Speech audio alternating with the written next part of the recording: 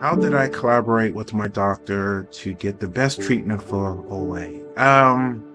It was a team effort. I think because I have rheumatoid, my doctor and I, we really work closely together, and she helped me to monitor. And then once I got to the surgeon, I just started asking a bunch of questions and just really being deliberate about my questions and just saying, hey, I'm feeling this. What can I do? I'm feeling this. What can I do? This is happening. What can I do? And I think those what can I do questions really started to open up the door for better dialogue and then come to the point of saying, yep, we've exhausted all options. Let's go ahead and do the total knee replacement. We just set up a plan that maybe from now on I could come in and get a gel injection, or I can get it. He knows that eventually I'm going to have a knee replacement. So this is just prolonging it.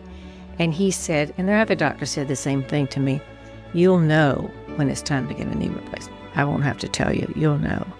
And I thought, oh, that's not going to happen. I'll never say I want a knee replacement. But it got to the point where I said, I need to have a knee replacement. So I knew I had to have it. It was no question. So this one, I'm waiting for my brain to tell me, okay, Tricia, it's time to get that knee replaced. And I don't think it will be that much longer, to be honest with you. And the physician I have now, whom I absolutely love, she's a family practice physician. She will say to me, try this, but I want you to take blood work after to make sure it's not harming your kidneys and it's not doing anything else to your body. So she is also checking because she knows that I'm going to check behind her. I was 29 when I started getting injections in my knees. That was the first time that any drugs were introduced into my body other than, taking a pill. So I started getting cortisone shots in my knees, and then the cortisone shots didn't work, or they would work magically for like 6 months, and then I'd be back down. And I remember very distinctly, I was working at the Y, and, I was working at the Y, so I would always exercise. And I remember distinctly one day I was coming down the stairs from my office, and I had gotten a shot in my knee, several months earlier. And I was coming down the stairs and my knees were like, it's done. And it was over.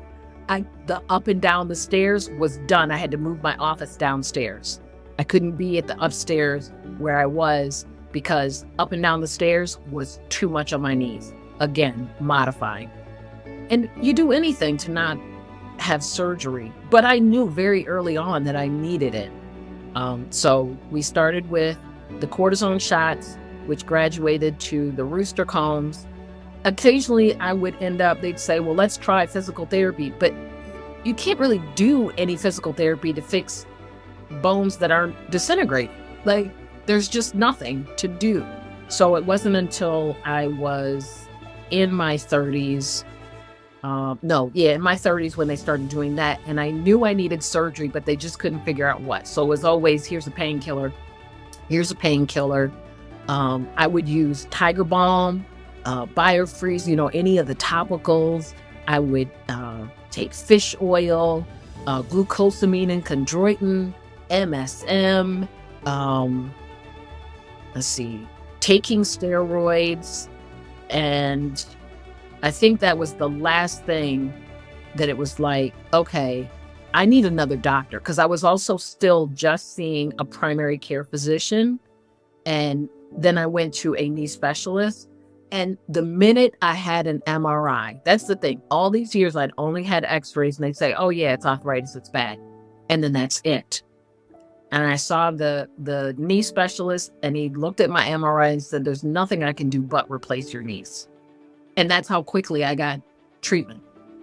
That was it.